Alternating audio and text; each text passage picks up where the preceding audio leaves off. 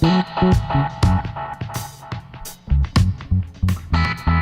mercredi 14 décembre 2016, date d'anniversaire de la naissance de Coudekerque-Branche en 1789, se réunissait le dernier conseil municipal de l'année.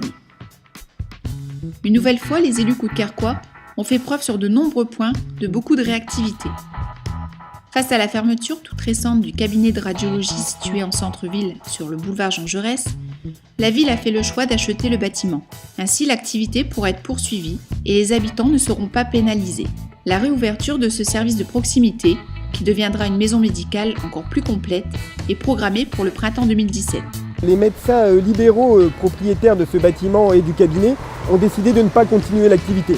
Afin de pouvoir maintenir cette activité de radiologie en centre-ville, activité très recherchée par nos habitants, eh bien la ville de Coudekerque-Branche, au conseil municipal de ce jour, a décidé d'investir, de racheter le bâtiment pour installer une maison médicale d'un côté et de l'autre côté, sauver la radiologie à Coudekerque-Branche et maintenir ce service de proximité. Ce qui signifie que demain, dès la réouverture au printemps, une maison médicale, des médecins généralistes, des spécialistes, mais aussi et toujours la radiologie en centre-ville. Dans le contexte actuel d'état d'urgence, 80 000 € seront engagés en ce début d'année 2017 pour améliorer la sécurité des établissements scolaires. En concertation avec la police nationale et les directeurs d'école, des alarmes anti-intrusion, des visiophones, des barrières et des panneaux signalétiques seront installés. Des cornes de brume seront également fournies à chaque enseignant.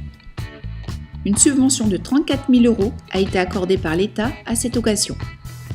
La ville a récemment été habilitée par le département du Nord à traiter les demandes concernant la nouvelle carte d'identité qui entrera en vigueur en mars 2017 et le passeport.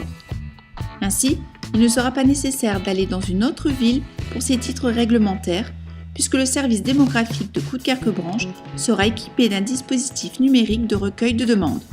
La loi renforce la carte d'identité suite à l'état d'urgence et aux problèmes de terrorisme dans notre pays. Ce qui signifie qu'il faudra obligatoirement aujourd'hui être doté de stations biométriques. La ville de Coudekerque-Branche a été retenue parmi les 17 villes dans le département à pouvoir bénéficier d'une station biométrique, ce qui signifie que nous pourrons continuer à Coudekerque-Branche de faire les cartes d'identité, mais aussi demain délivrer les passeports. Un vrai service plus pour les habitants. Autre dossier majeur évoqué lors de ce conseil municipal, la vente du terrain situé en face de la piscine où était autrefois la maison des sports à la société Marianne Développement. C'est là que se construira le village des générations, à savoir une résidence pour seniors de 80 logements, entièrement adaptée avec des parties communes, ainsi qu'un ensemble de logements en accession pour les jeunes couples et les familles. C'est parti, nous avons délibéré lors du conseil municipal pour vendre le terrain à l'opérateur, les maisons de Marianne, qui vont construire tout un grand lotissement, résidence pour personnes âgées d'un côté, accession à la propriété pour des familles de l'autre, sur ce terrain que nous possédons en face de la piscine, rue du Boernol. Le projet démarre dans quelques semaines. Seule piscine à Coudekerque-Branche depuis la fin d'année 2008, la piscine Maurice Mollet fonctionne aujourd'hui de façon intensive, mais elle présente malheureusement de nombreux signes d'usure. La problématique du vieillissement des piscines dépassant le territoire communal, la communauté urbaine de Dunkerque a entamé une réflexion sur l'ensemble du périmètre communautaire, laissant entrevoir un soutien financier possible.